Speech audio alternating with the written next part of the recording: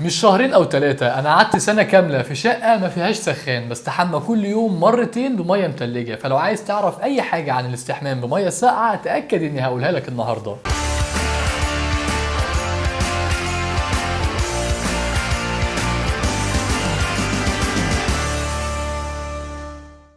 السلام عليكم، انا مصطفى وائل. ولو انت متابع يوتيوب من زمان فاكيد فاكر ترند كان طالع من سنه او سنه ونص كده، وهو الاستحمام بميه ساقعه. اليوتيوب العربي والاجنبي كان كله فيديوهات استحميت بميه ساقعه لمده اسبوع او لمده شهر. كنت عايز اعمل التحدي ده، فاستغليت ان الشقه اللي بصور فيها ما كناش لسه ركبنا فيها سخان، وقررت اقعد فيها شهر او على الاقل ما استحماش غير فيها. وده عشان الزم نفسي بالتحدي وما يبقاش قدامي اختيار اصلا اني لو بردت افتح الميه السخنه. كانت الخطه ان اجرب لمده شهر وبعد كده اعمل فيديو عن الموضوع. بس اللي حصل ان كنت كل شويه بكسل احضر للفيديو، فبكمل استحمام بميه ساقعه، وشهر يجيب شهر لحد ما اكتشفت اني بقالي سنه وشهرين بستحمى بميه ساقعه، يعني سنه كامله باجل في الفيديو. ما علينا، خليني اكلمك عن احساسي في كل مره كنت بستحمى فيها بميه ساقعه، وليه قررت ان ابطل استحمى بميه ساقعه.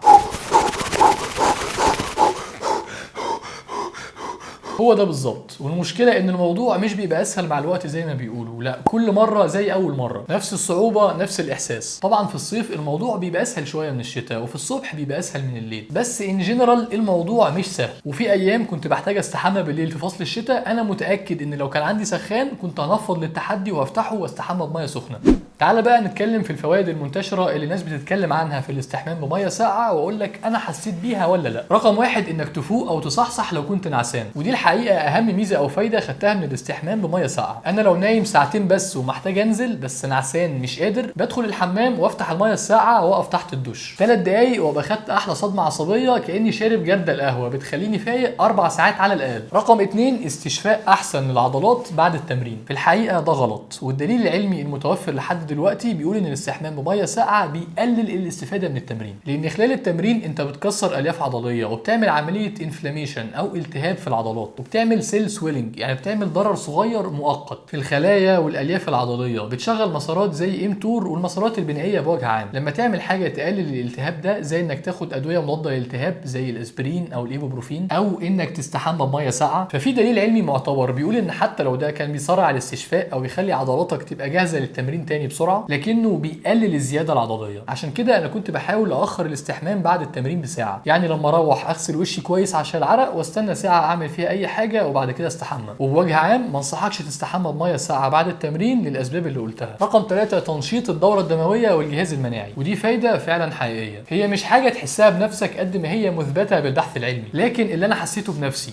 اولا اني بقيت اقدر اتحمل درجات حراره اقل بكتير من الطبيعي. يعني في ايام الشتاء القارس لو استحميت بميه متلجه ممكن بعد ما تنشف اقعد لابس نص كم او لبس خفيف عادي. ثانيا، اني كنت لما بستحمى خصوصا الصبح بعد ما اصحى على طول، بعد دقيقه مثلا من الاستحمام ابص على عروق ايدي بلاقيها واضحه جدا وبارزه، بحس ان العروق هتبظ من الجلد. عارف لما تبقى لسه لاعب باي او ساعد وحاسس ان عروقك هتطلع من دراعك؟ نفس المنظر. رقم 4، تقليل وقت الاستحمام. جامده قوي دي، وهتفرق معاك لو انت من الناس اللي بتطول في الاستحمام او بتحب تغني تحت الدش او تستحمى في بانيو. الاستحمام بميه ساقعه اخره يوم ما تبقى كاره نفسك وعايز تنتقم منها 10 دقائق من اول ما تفتح الحنفيه لحد ما تطلع من الحمام. مع الميه الساقعه كل حاجه بتبقى سريعه، انت هتفتح الميه على الاخر، تقف تحتها 20 ثانيه بالظبط، تبل جسمك كله وتطلع تاني، تحط الشاور جل او الصابونه بتاعتك وترغي في جسمك كله، بعد كده تقف تاني تحت الميه وتكافح وتجاهد عشان تنظف جسمك كله وتشيل الشاور جل باقصى سرعه، يعني كانك بتضرب سرعه الاستحمام العاديه بتاعتك في 3 أو 4. وطبعا مفيش سرحان وتفكير والكلام بتاع الاستحمام العادي ده، انت هتخلص استحمام بسرعه وهتتنشف بسرعه وتلبس بسرعه عشان تطلع من الحمام على طول. الحوار كله هياخد من 5 ل 10 دقائق بالكتير قوي، فتحس الاستحمام ما بقاش يعطلك او مش محتاج تاخد له جزء او وقت من روتين الصباح او المساء بتاعك، لانه بيخلص في كده. رقم 5، ان الميه الساقعه هتساعدك تخس. للاسف دي اشاعه خاطئه، سببها ان فعلا الجسم بيحتاج يحرق سعرات اكتر في البرد او في الشتاء اكتر من الصيف، وده عشان يحافظ على درجه الحراره الداخليه للجسم، لكن عدد السعرات دي خلال اليوم كله لا يتجاوز ال 100 كالوري. في بحث اتعمل كده حطوا فيه 11 شخص في اوضه ساقعه لمده يوم كامل، وكان متوسط الزياده في معدل الحرق 76 كالوري بس، يعني في 5 دقائق الاستحمام انت ممكن تحرق بالكتير قوي 30 كالوري زياده. وكيلو الدهون احنا عارفين انه حوالي 7700 كالوري، يعني هتحتاج حوالي 256 يوم عشان تحرق كيلو دهون. 256 يوم بتستحمى فيهم 5 دقايق على الاقل بميه ساقعه. هو ما يخسرش طبعا، بس ما اظنش انك تقدر تعتمد عليه في تظبيط نسبه دهونك لانه اكيد هيغزلك. وبالمناسبه في ابحاث ثانيه بتقول ان الاستحمام بميه ساقعه بيزود الشهيه للاكل، فده برضه تاثير سلبي. رقم 6 مهمه دي واكيد سمعتها قبل كده، الميه الساقعه بتساعدك تقوي ارادتك وتتحدى نفسك وتعمل حاجه انت مش عايز تعملها، ودي طبعا فايده حقيقيه وحسيتها كل يوم. لما اليوم يبدا بانك تكسب تحدي زي ده، انك تستحمى بميه ساقعه وانت بردان ومش قادر بس تقاوم وتكمل، بتبقى بدايه كويسه لليوم، بتحسسك ان عندك عزيمه وانك جامد قوي ومحدش قدك. بس للاسف برضو ميزه وعيب، زي ما كان في ايام كنت بتبسط بالتحدي الصغير بتاعي واني قاومت رغباتي وان ارادتي هي اللي كسبت، في ايام تانية ما كانش بيبقى عندي طاقه وكنت ببقى صاحي بصعوبه وقرفان من الدنيا. والاستحمام الساقع ده كان بياخد شويه الاراده الصغيرين اللي عندي اللي كان المفروض اذاكر بيهم او اصور فيديو مثلا. انا عندي قاعده من زمان جدا جدا، وهي اني ما انزلش من البيت الصبح من غير ما استحمى، حتى لو صاحي متاخر، حتى لو عندي امتحان ومش هلحقه، مفيش نزول من البيت من غير استحمام. ففي ايام كنت بصحى بدري الكليه او المستشفى واقعد 10 دقايق على السرير بفكر اقوم ولا لا. انا عايز اروح المستشفى بس عارف برضو ان في دش تلج مستنيني، عارف ان في حاجه متعبه لازم اعملها الاول قبل ما انزل. وانا الحقيقه مفيش ولا مره كملت نوم عشان الموضوع ده، بس في مرات كتير كنت بنزل متقدر وقرفان وبروح الكليه ومودي وحش ومتضايق ومش عايز اركز في السكشن او الراوند، واللي هو انا متضايق اني نزلت اصلا بسبب الموضوع ده. فممكن بالنسبه لواحد عنده اراده اسطوريه زيك يبقى مش حوار كبير، لكن بالنسبه لواحد كسول زيي فالموضوع فعلا كان هم على القلب في ايام كتير.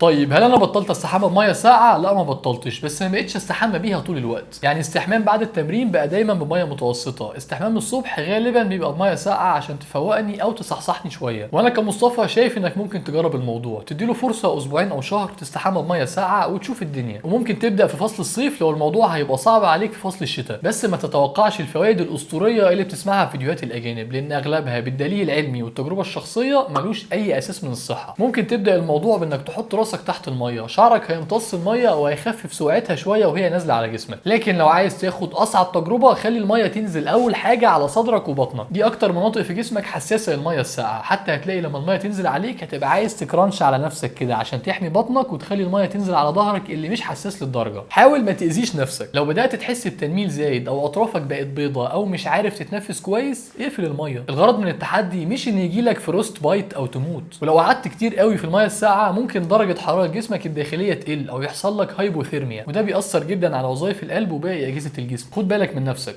دلوقتي انا عايزك تعمل 4 حاجات: تعمل لايك للفيديو وسبسكرايب للقناه لو مهتم بالمحتوى، وتكتب لي في كومنت تجربتك مع الاستحمام بميه ساقعه لو جربته، واخيرا تتفرج على الفيديو ده اللي بقول لك فيه على 7 اماكن بتنسى تنضفها وانت بتستحمى، يمكن تفتكر وانت تحت الميه الساقعه. شكرا لحسن استماعكم، السلام عليكم.